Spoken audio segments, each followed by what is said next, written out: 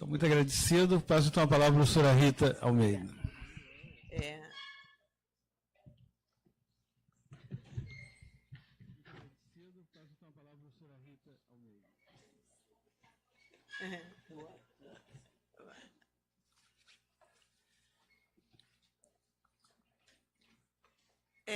Bom, eu vou falar um pouco menos e...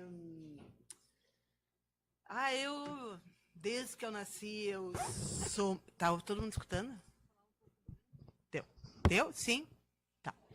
Então, desde que eu nasci, eu sou otimista por natureza. Então, a minha visão é muito mais otimista e emocionante. Não estão escutando?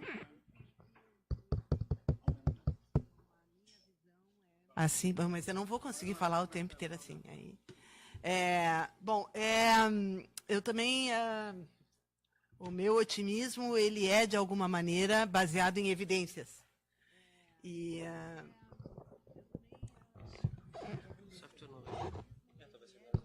Tá bom. Então, a minha preocupação é mostrar... Bom, como é que a gente descobriu todos os elementos, dado que eles são formados em estrelas, e a gente está num ponto muito pequenininho do universo, é muito pequenininho. Como é que nós podemos, a partir das coisas que a gente vê aqui, das experiências que a gente tem acesso aqui, ter se dado conta de todas as coisas que a ciência está nos levando a entender agora. Vocês veem que de uma estrela, a única coisa que nos chega, ou a coisa que mais traz informação para nós até há pouco tempo, foi luz. A gente não pode ir lá olhar agora, mal e mal, mandaram uma sonda para o Sol, que foi capaz de chegar muito perto da superfície do Sol para pegar a informação da estrela. E nós estamos falando do Sol, a gente não está falando de todas as outras zilhões de estrelas que tem. Né? Então, como é que nós conseguimos descobrir isso? Isso aqui vai ou não vai? Vai, não. Só que agora ele...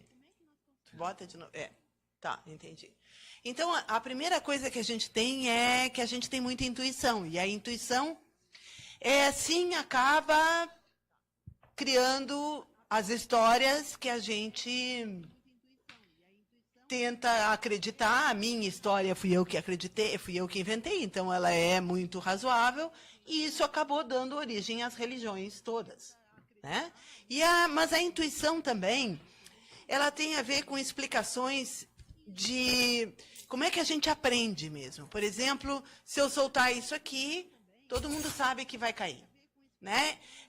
Em bebês muito pequenos, quando tu pega uma brincadeira, tu esconde, passa para o outro lado, eles morrem de rir. Porque para eles não é intuitivo de que as coisas continuam existindo lá atrás. Então, ver de novo é uma surpresa. Né? Então, essas intuições nós aprendemos desde pequeno como sendo a realidade e como sendo a verdade, aquilo que todo mundo sabe. Então, as coisas sempre caem para baixo. Quando tu vai ensinar física para uma criança, um pouquinho mais do sistema planetário, por exemplo, a primeira coisa que tu tem que tentar mostrar para elas é que... eu errei de novo. É que, por exemplo, eu tenho diferentes noções de que significa para baixo. Né? O para baixo pode significar a noção sempre para baixo, mas se eu estiver em cima da superfície da Terra, o que é o para baixo? Quem estiver lá no Japão, para nós, ele está lá embaixo, né? Ou ele está para cima ou não. E essa primeira mudança que a gente tem que fazer, que, diga-se de passagem, parte da humanidade ainda não aceitou, né? Que são os terra-chato, né?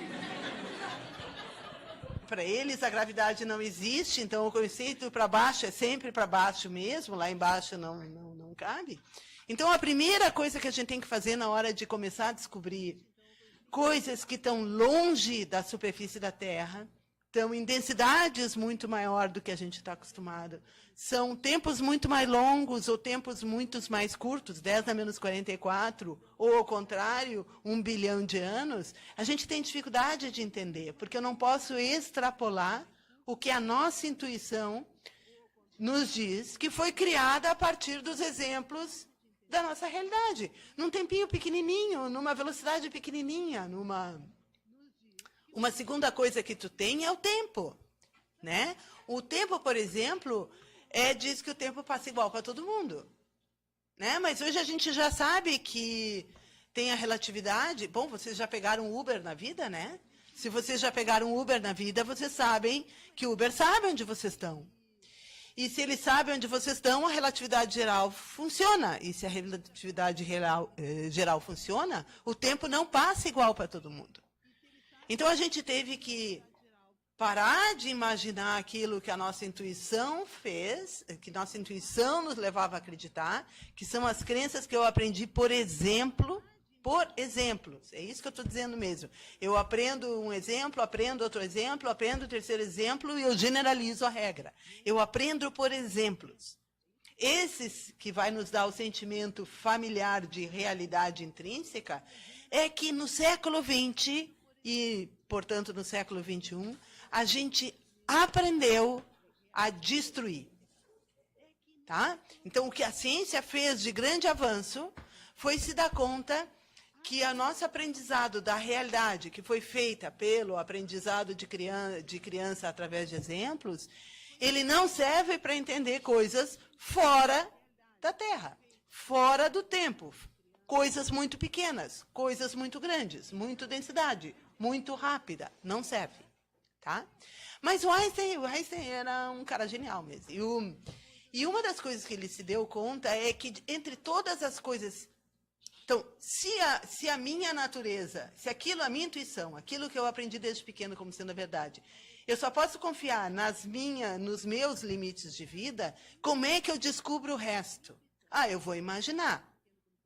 Mas aí eu posso imaginar as explicações e as fés que nem eu imaginava antes, as primeiras explicações e fés. E aí eu vou dizer que ocorre porque a Terra está em cima de uma tartaruga, que está em cima de 5 elefantes, que não... E todas as bobagens. E vou brigar, porque a minha ideia é muito mais legal que a dos outros. Ou eu uso outro critério, que não é mais o critério da autoridade. É o critério dos experimentos. Então, tudo o que eu vou agora... isso que a ciência fez no último século, talvez, um pouquinho mais, século XIX, talvez, é se dar conta que eu tenho que definir muito bem medidas para eu decidir qual teoria, qual explicação vai ser a mais aceitável. E que eu posso, sim, né, tentar desvirtuar a intuição, mas não sem evidência experimental. Né? Então, o segundo exemplo da gente, além da gravidade, eu vou ter o tempo, eu vou ter o muito grande, isso aqui é muito grande. Essa figura, eu não sei se vocês já viram, isso tem uns 4 anos já que se fez. Isso é genial, é Laniakea. Isso é um trabalho de um pessoal de Massachusetts, eu acho, foi publicado na Nature.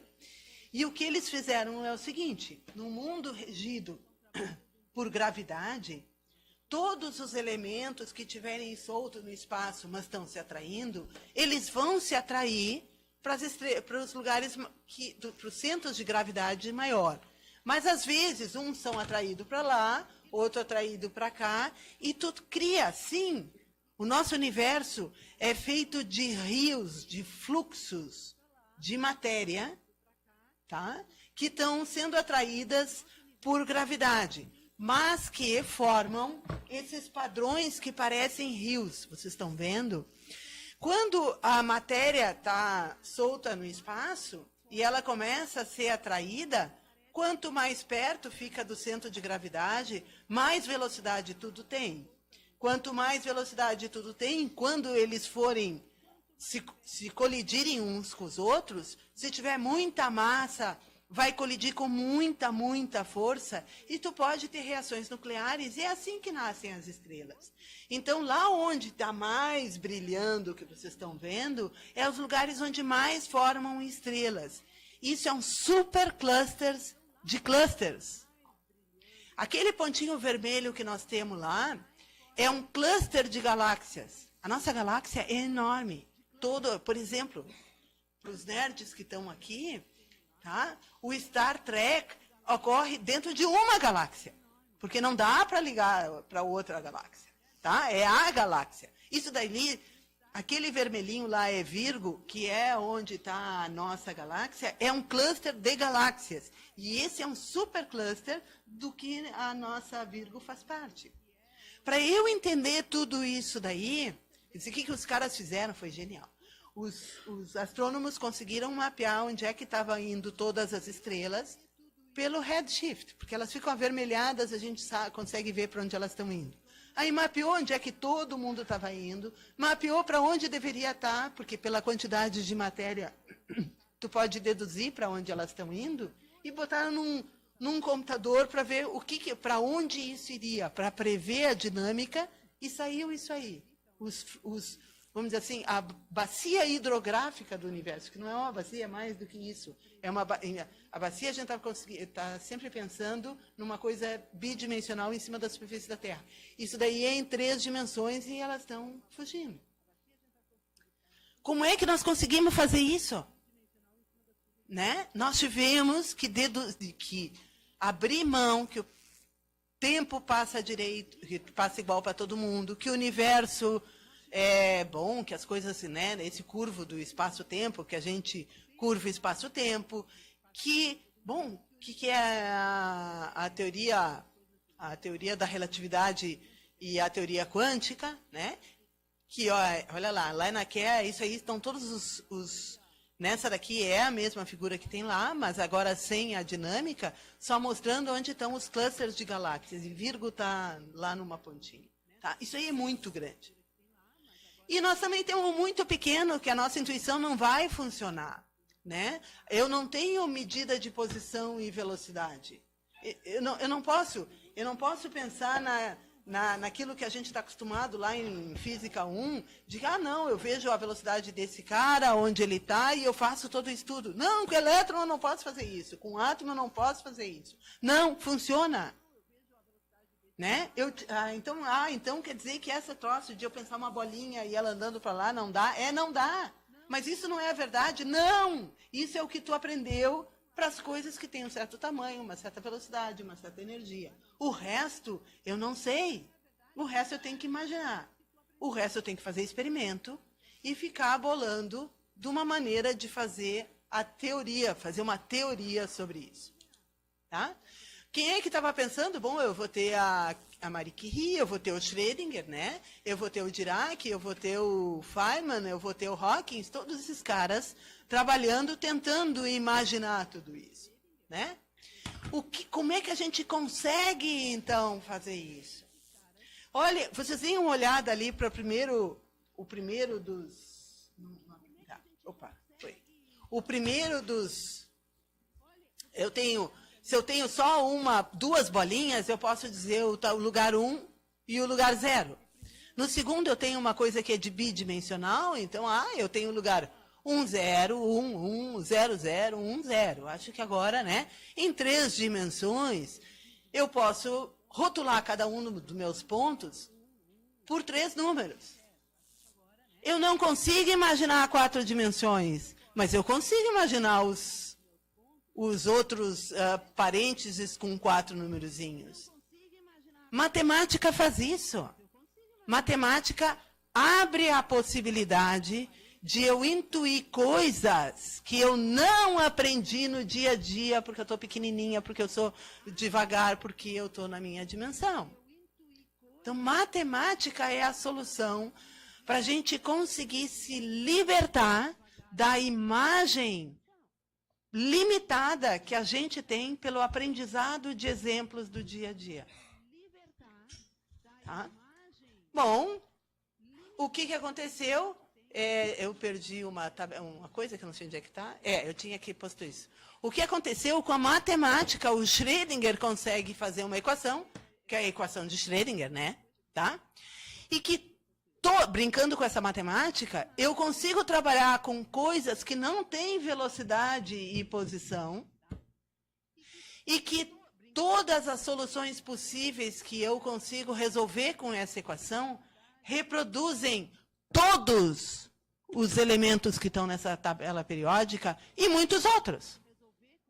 Então, eu não preciso ir até as estrelas para fazer isso, mas eu precisei sim, né, a humanidade precisou sim abrir mão da intuição que adquiriu com os pequenos exemplos do dia a dia e nas dimensões pequenas, tempos pequenos, velocidades pequenas e densidades pequenas que a gente vive. Então, na realidade, a única escapatória, a maneira de eu ter a tabela periódica, foi ter alçado o voo disso daqui. Tá? A matemática amplia a intuição, né? E o computador que a gente tem, ele é uma ferramenta inacreditável. Eu consigo, com essa visão desse fractal, que todo mundo já viu, como é bonitinho, etc., mas que é uma equaçãozinha desse tamanhozinho, só que eu acabo brincando no computador. Esses primeiros fractais, eles foram apresentados lá, foram começados a pensar no início do século XX, mas lá por 1970 eles ganharam força por causa do computador, o Mandelbrot. E aí o que a gente vê é que eu consigo imaginar coisas que antes eu não sabia fazer. E aí foi uma coisa interessante. Lá pelo início do século XX, existia um monte de teorias que estavam fazendo lá fractais, mas que não tinha... A gente achava que elas não, de maneira nenhuma, explicavam a natureza. Porque a gente ainda estava com as naturezas lá, aquela do contínuo, do bonito, etc. Quando veio o computador e um monte mais de medidas, a matemática já estava pronta. O Newton, bem lembrado, para fazer a teoria dele, ele teve que criar o cálculo dele. O Einstein, para continuar na teoria dele e não ter que criar toda a matemática que ele teve, ele tinha um amigo lá, o Marcel Grossmann, que ajudava ele nas principais teorias diferencial, de geometria diferencial. Tá? Hoje em dia, a gente já sabe que qualquer coisa que os matemáticos inventarem, qualquer coisa, qualquer estrutura lógica que os matemáticos inventarem, mais dia menos dia, eu, na natureza, do tamanho que esse universo vou encontrar um sistema que eu vou poder usar essa ferramenta criada para a matemática para descrever adequadamente. Tá? Então, ela amplia a nossa intuição. A matemática é uma ferramenta para a descrição da natureza. E vocês veem que eu vou ter sistemas matemáticos formais, que são as bolinhas vermelhas lá, e elas têm relações entre elas. Eu tenho sistemas naturais que não são números. Um sistema natural não é um número. Como é que eu posso descrever essa droga com matemática? Porque eu faço medidas. Então, medida é uma coisa fundamental para a gente fazer. E ela vai instrumentar os modelos matemáticos que a gente faz, que instrumentam as predições que a gente faz, e eu posso, então, fazer observações ou experimentos para verificar se é verdade ou não, sem perguntar para o Papa, sem perguntar para o pastor, sem perguntar para a autoridade porcaria nenhuma. Né? Então, eu vou ter um critério que vai... essa coisa, né? A matemática dá imaginação, a gente descreve a natureza, faz medidas, inventa novos aparelhos de medidas que nos permitem novas observações, que fazem a gente fazer novos modelos matemáticos. E nós estamos numa espiral maravilhosa. É maravilhosa mesmo o que está acontecendo.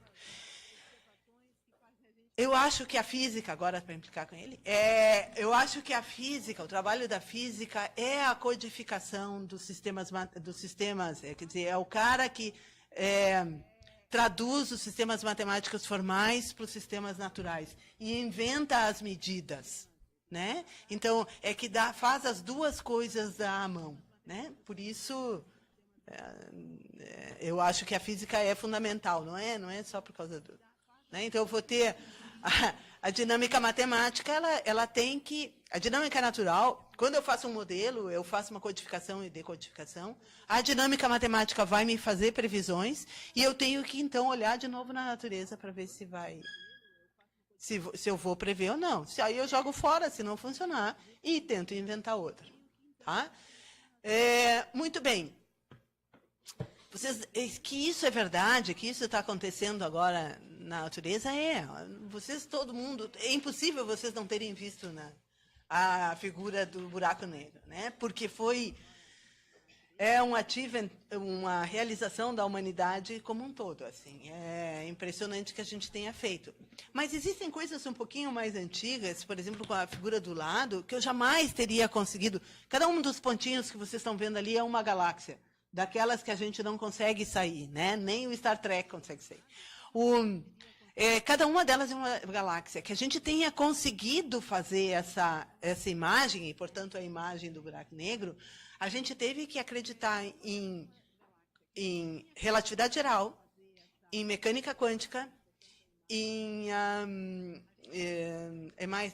cosmologia com a curvatura do espaço. Né? Senão, a gente não teria conseguido. Agora, vocês se dão conta da viagem que é tu dizer que o espaço tridimensional é curvo? Que o tempo passa diferente para todo mundo? É uma viagem fantástica, que só vocês estão escutando a respeito dessa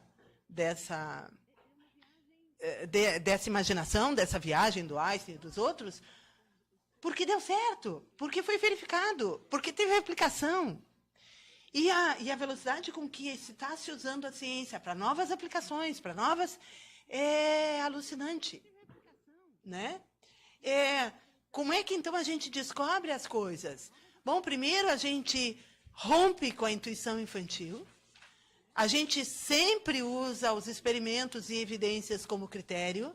A gente usa a matemática. A gente usa a computação como uma forma com mais estamina de matemática. A gente, então, educa a nossa intuição e usa a imaginação para viagem e cada vez mais viagem. E aí, claro, faz a verificação. Tá? As consequências disso na tecnologia é impressionante. Eu vou fazer agora uma coleção de slides que eu peguei algumas das descobertas de 2019. Nós estamos em maio, gente. Tá? Isso daí é impressora tridimensional usando metal. Isso daqui é para lembrar de imunoterapia para curar o câncer. Isso não é de 2019, mas é só para lembrar o que é as lentes gravitacionais que permitiu a gente ver todo o universo. Isso daqui é controle quântico para privatização, para nem todo mundo ficar sabendo de toda a sua vida. Tá? É o mapeamento do cérebro, que já está para acontecer. Armazenar informação em DNA. Isso são as primeiras plantas que germinaram na Lua. Isso é o bóson de Higgs, mas é o LHC que está surgindo agora com os novos colisores. Isso daqui é a internet quântica. Eu chego a pular na cadeira. Tá? Então, a minha mensagem é que já está provado que isso é possível filosofar em alemão. Então, se você tiver uma boa ideia, é melhor fazer uma equação. Tá bom? Muito obrigada.